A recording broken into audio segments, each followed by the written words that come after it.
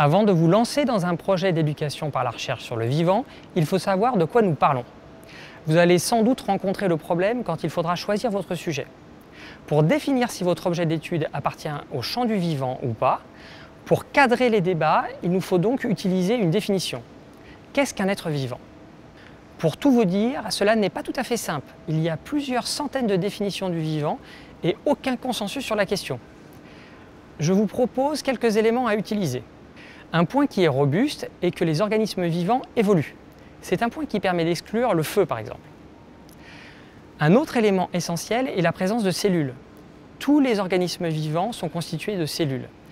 Même si on considère les virus, qui sont un sujet de polémique, il existe un stade du cycle de vie qui est cellulaire dans la cellule de l'hôte. L'échange d'énergie avec l'environnement. Les organismes vivants ont besoin d'énergie pour maintenir leur structure, avec par exemple les cellules dont nous avons parlé précédemment, mais aussi pour croître et se reproduire. Grâce à ces éléments, vous devriez pouvoir écarter les fausses pistes, comme les robots qui ressemblent à des animaux.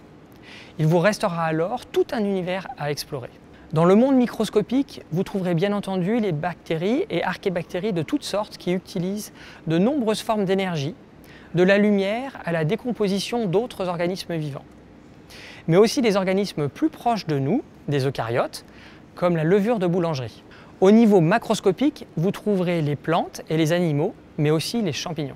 Il vous faudra choisir votre objet d'étude en triant parmi les premières pistes qui émergeront dans la classe, les propositions réalisables et réalistes en fonction des lieux et des niveaux d'enseignement.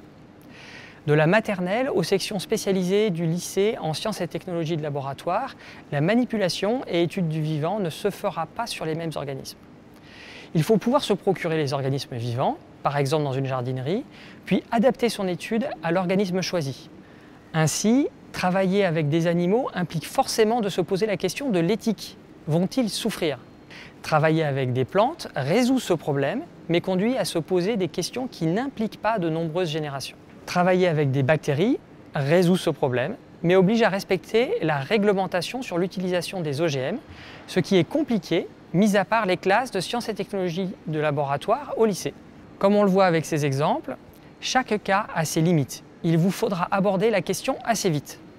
Souvent, il suffira de modifier la question pour pouvoir l'étudier.